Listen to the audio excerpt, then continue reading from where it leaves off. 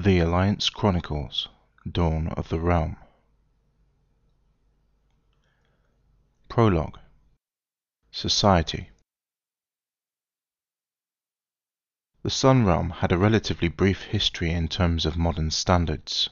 Their calendar and their civilization began at the same time, their history replete with technological and philosophical achievements which would not be matched for some millennia to follow.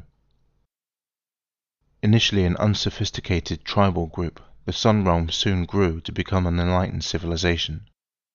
The people of the realm initially sought answers in much the same way as others on the planet, with the exception that skeptical inquiry and continual exploration were encouraged as opposed to diminished by any established belief or ceremonial systems of the people. Their history was colorful, replete with conflict and accomplishment, peace and war, adversity and prosperity, all balanced to give the people their perspective on life. The Sun Realm excelled at discovery to a point that while others of their world were still seeking answers through myth and legend, the people of the Sun Realm had expanded into space and were making scientific discoveries that allowed them to live and work in space on a grand scale. It gave them the knowledge and the foresight that they needed. Exchanging the surface of their home planet, the people of the realm made a new home in orbit of their home planet, under the oceans, and as far as the nearest uninhabited planet in their system. Terraforming this planet for their use was such an easy prospect with their knowledge that by the 12th century of their civilization and their calendar, the planet was ready to settle, and the Sun Realm were ready to move their people off of their home planet and let the other sentient people develop at their own pace. As with many good intentions among many sentient people, sometimes these things do not proceed as planned. Chapter 1. Investigation. Sun Realm Year 1275, Day 144. City of the Stars, at an altitude of 250 kilometers. It was the beginning of the day for Katir, a member of the guard of the Megapolis that orbited the planet of his birth. Another day. This was not a duty for which Katir was either suited nor enthusiastic about, but like others of his people, Katir was duty-bound for this work. He therefore carried out his duty with punctilious courtesy and dedication. The duty would not last for much longer than the next 100 days. It had already been 200 since he was ordered to report to the orbiting city for his assignment. He remembered his home on the only surface city left on the planet, the City of the Sun. The City of the Sun was an elaborate megapolis spanning over 200 kilometers from one edge to the other. It was the most technologically advanced city in the realm, even with the technologies needed to maintain the underwater and orbital cities that replaced the other, now non-existent, surface cities of the planet. Nearly 50 million people lived, worked and leisured in the city, with all of their needs met by the advances that the realm had developed over the years and the carefully developed agricultural facilities bordering the city on all sides. Skyscrapers dominated the skyline, gleaming in the mid-morning sunlight from the east. The outer edges of the city's agricultural facilities were protected by energy fields generated by massive towers that were almost as tall as the skyscrapers that dominated the inner city, and the power provided each year to operate them was sufficient to meet the energy needs of an entire country for many decades. The Sun Realm were masters at energy conservation and power generation. This allowed them to build technologies entirely dependent on electrical power at a whim. The technology of the realm was so advanced that the entire city was self-sufficient, needing nothing from outside the borders, yet also generating no polluting gases, fumes, substances, or other elements.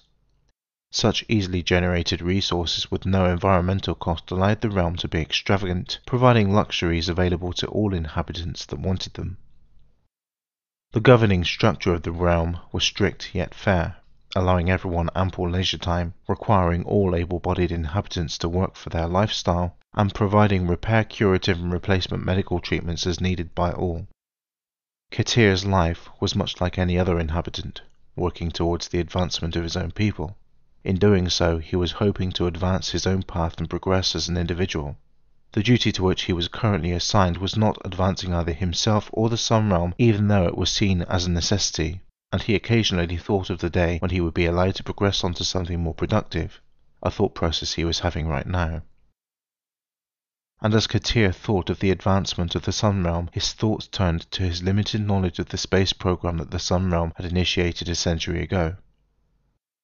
The latest widely known technologies were sufficient to build spacecraft that could survive indefinitely in the deepest regions of the void, freeze crew and passengers on long journeys through deep space, and allow for near-limitless propellant stores that would allow a spacecraft to reach many nearby stars for exploration, or allow regular interplanetary jaunts between refueling stops. The one thing that was not available for any spacecraft was the facility to allow them to travel faster than the speed of light, meaning that the fastest journey time to the nearest star would take a minimum of 20 years. Katir had no idea if such a technology was being developed yet, or if there would ever be a time when ships would acquire that ability. It certainly would eliminate travel time and allow exploration of nearby stars. Was it even possible for any masses to exceed light speed? Or were the physical observations made by the realm's scientific mind set that it was impossible to exceed the speed of light? Katir's musings were interrupted by a squawk from his communicator. He tapped his collar tab to answer the call. Katir reporting. He spoke quietly but firmly. Realm Command, Issued a voice from the communicator. An order has been issued for you to report back to governance for reassignment. Could this be the change of duty he was hoping for? Or was this likely to be a reassignment to another post with the same exact duties? Katir was hopeful, if cautious. Received and understood. I will board the next transport. You have been assigned a priority Zoic for the journey back. Report to the transfer bay immediately. Your possessions will be collected when possible. Katir frowned as he responded with an automatic affirmative, and the communicator switched off the signal. The duty was hardly likely to be a patrol duty or an ordinary guardsman's work if a Zoic was being sent to retrieve him. Zoic, short for Zero Orbital Insertion Craft, were the fastest orbital to atmospheric ships available in the realm, and some of the smallest for the duty. The passenger capacity was limited to no more than 3 persons plus a single pilot. Whoever in the governance office had ordered his reassignment needed him quickly.